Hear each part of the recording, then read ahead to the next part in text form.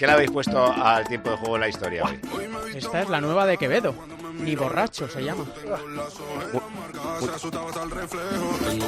Muy carnavalera, es una oda a Mola Tenerife, mucho. a querer seguir viviendo en la isla, a que ha visitado un montón de sitios, pero él se quiere quedar allí. Tiene un poco la voz de Bad Bunny también, ¿eh? Así un poco grave. ¿Quién es el otro? ¿Turizo también tiene la voz así? Manuel Turizo canta mejor. Sí. Esta, que tampoco es que yo entienda mucho, mi hija ya se la sabe de memoria. El ritmillo. Bueno, pues esto es lo que te hemos puesto, José Luis Corral, querido historiador. Con todo tu prestigio, arrastrándolo por aquí, por estas ondas musicales que te ponen David y Evia. Bueno, hay que estar a las duras, a las maduras y a los insensatos que ponen esta música. Pero en fin. Me encanta la calle. Hoy se me venía ocurriendo, mientras venía para la radio, digo, le tengo que hacer una trastada cada día a José Luis Corral. Igual que el otro día te dije, ¿a qué político votarías? Ahora te voy a hacer una trastada similar. Dime. Como vamos a hablar de Juana la Loca, si te pidiera a qué española histórica, no vale decir a mi madre o a mi mujer o a mi hija, admiras tú de verdad, o sea, dirías, para mí la española más... es que es algo muy subjetivo, más ejemplar, más representativa de España, más lo que sea. Dime una española de la historia con la que te quedarías tú. Hombre, hay muchas, algunas son tópicas, ¿no? María Pita, la defensora de La Coruña, Agustina de Aragón, que los aragoneses la tenemos por ahí en estatuas y demás. Pero yo creo que cualquiera de las mujeres que durante la restauración y la dictadura de Primo de Rivera y la Segunda República estuvieron al pie del cañón defendiendo a las mujeres, pero especialmente con María Moliner, que puso en marcha ese diccionario fantástico que era mejor en su día que el diccionario de la lengua española. Entonces María Moliner para mí es una figura, autora de ese gran diccionario, extraordinaria. María Moliner, vale, me lo apunto para leer algo esta semana sobre él.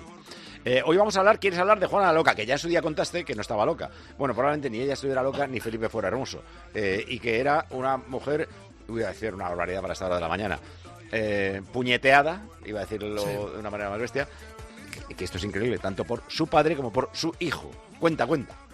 Bueno, Juana la Loca ha sido muy maltratada de una forma absolutamente tergiversada por la historia, sobre todo por la historia romántica del siglo XIX, que la presentó como una mujer absolutamente loca de amor, porque su marido, Felipe el Hermoso, Felipe I de Castilla el Hermoso, pues le ponía los cuernos con todas las damas de la corte de Flandes y después de las damas que se trajo a España cuando vinieron los dos en 1505, tras la muerte de Isabel la Católica. Pero en los últimos años varios libros sobre Juana la Loca están poniendo de manifiesto con documentación de primera mano que no estaba loca, al contrario. Acaba de salir, o sale estos días, yo lo he leído en PDF, un libro del profesor Eduardo Juárez de la Universidad Carlos III de Madrid, en el cual pues pone los puntos sobre las íes, sobre la figura de esta mujer tan maltratada por la historia. Bueno, es uno de estos casos que estamos desmontando en este programa sobre el maltrato que historiadores y sobre todo la opinión pública ha vertido sobre algunas mujeres. Juana la Loca no estaba loca.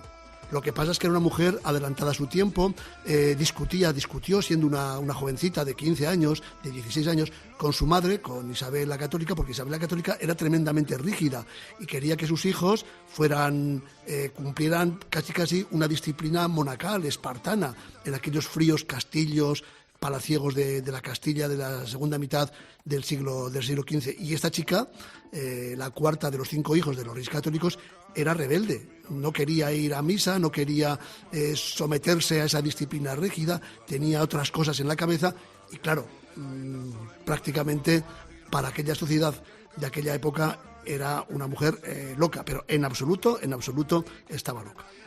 Hija de los reyes católicos, o sea, lo tenía todo para ser feliz. Reina de Castilla, de Aragón y en algún momento de Navarra también, supongo.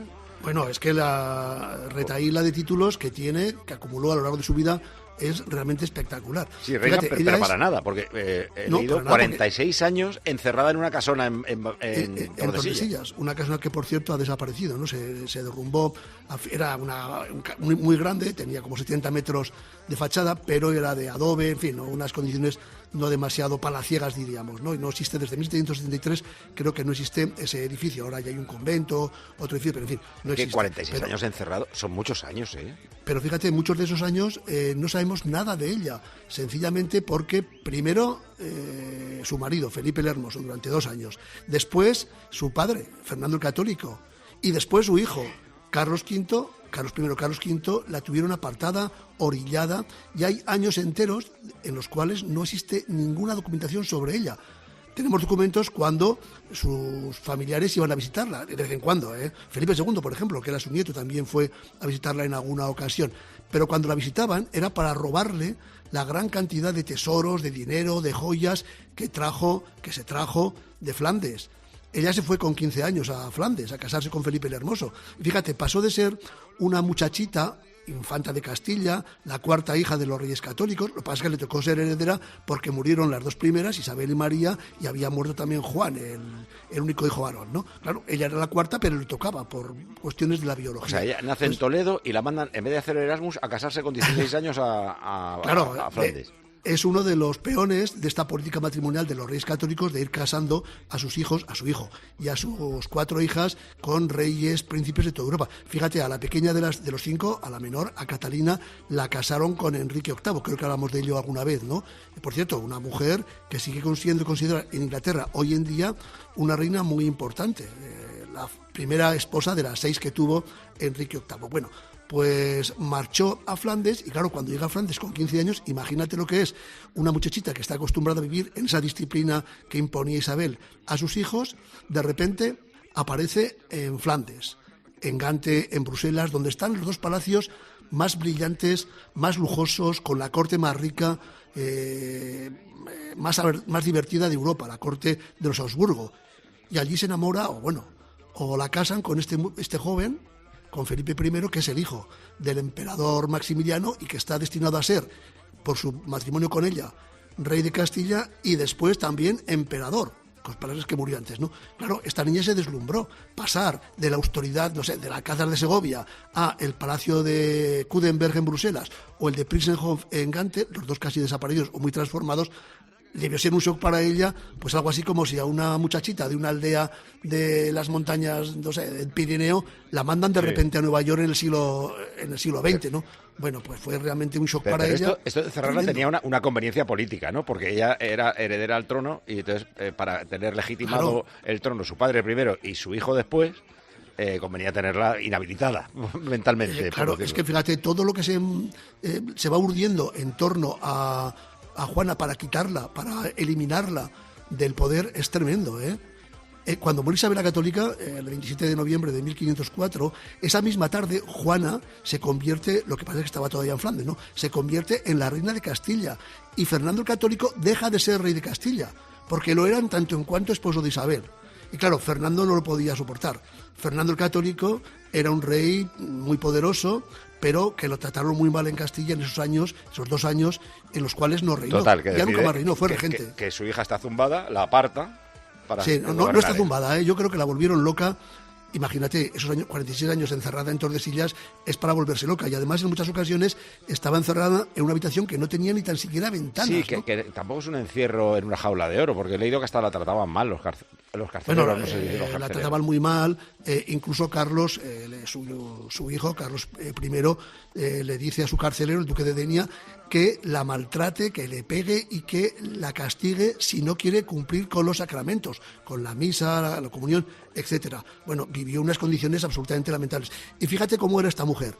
En un momento determinado, allá por el otoño de 1522, cuando se produce la revuelta de los comuneros de Castilla se presentan en Tordesillas, la sacan de la prisión, de esa prisión que tenía en esa casona palaciega, y le dicen que si apoya al movimiento comunero, ellos la juran como reina y evidentemente esa especie de golpe de los comuneros a lo mejor hubiera triunfado. Pero Juana, a pesar de sus condiciones, dice que ni hablar, que ella no va a traicionar a su hijo, a pesar que su hijo, el emperador Carlos, la estaba tratando de una forma realmente lamentable. Una mujer muy a considerar, ¿eh? Y he leído que hasta Felipe II ordena quemar papeles de su abuela. Sí. O sea, es que es como si la quisieran apartar de la historia. Que es solo vivía con ella tremendo. una hija, Catalina, hasta que se casa. Catalina, que se va a casar con el de Portugal, ¿no? Sí, bueno, ella tuvo 6 hijos, ¿eh? O sea, una mujer, no solamente tuvo 4 hijas y no solamente, fíjate, fue madre de un rey, de Carlos I, pero es que fue madre de 2 emperadores, porque Carlos I fue emperador como Carlos V, su hijo mayor, pero es que otro de sus hijos, Fernando, hermano de Carlos I, fue emperador de Alemania a la muerte, o a lo mejor dicho, a la abdicación de Carlos I.